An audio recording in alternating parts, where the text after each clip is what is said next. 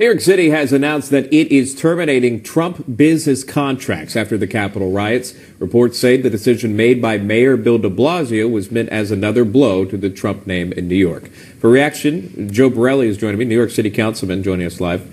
Good to see you, Joe. There's a lot to break apart with this. De Blasio's motivation, what this does for the city of New York, but what does this mean for the Trump Organization moving forward? And would this be a permanent thing?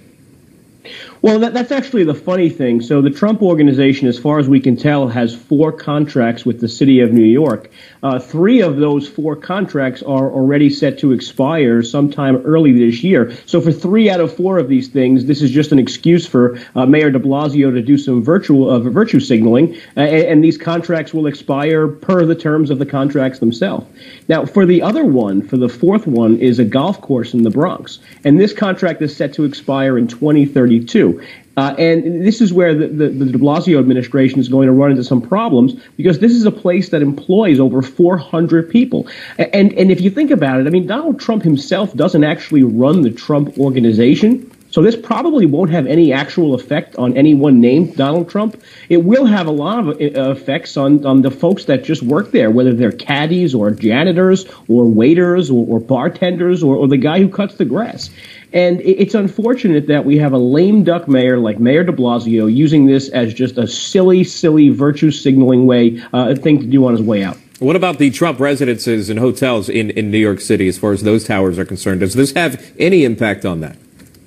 No. And frankly, I mean, there's nothing precluding the Trump Organization from bidding on these 3 contracts that are going to expire again. I mean, there's really no way to prevent any particular organization from answering a request for proposal, otherwise a legal mechanism of getting a vendor to do a thing. It just goes without saying that this is a guy, Mayor de Blasio, who has such few accomplishments as mayor of New York City that he's struggling to do these little things to get whatever favorable press he can get from the left. It's unfortunate, and the real irony again is that this really won't have any effect on anyone named Donald Trump. I want to ask you about Governor Cuomo here, staying on topic of New York here. He changed his stance on the lockdowns, and he sent this tweet out. He says, "We cannot say close until the vaccine hits critical mass. The cost is too high. We'll have nothing left to reopen. We must reopen the economy, but we must do it smartly and safely," end quote. It seems as a bit of a shift now, and there's no science that's backing the shift. Anyone can point that out to you. Why this shift, and why now? It actually makes no sense. I mean, first of all, let me say this. It's good for business owners. It's good for struggling New Yorkers that finally the governor has listened. But the governor picked a day when cases are rising, and the situation is actually worse than it was over the summer when countless people have told him then to reopen restaurants, to reopen indoor dining, to reopen all sorts of businesses.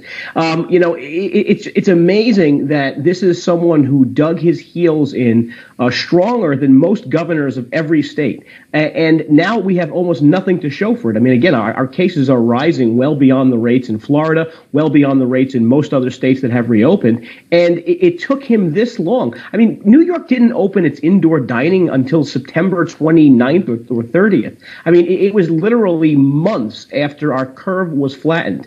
And now we're faced with this prospect where he's right. I mean, we may not have businesses to open up. Yeah, and it's very apparent, especially in the city. You can see it. Joe Borelli, thank you for your time. It's good to see you.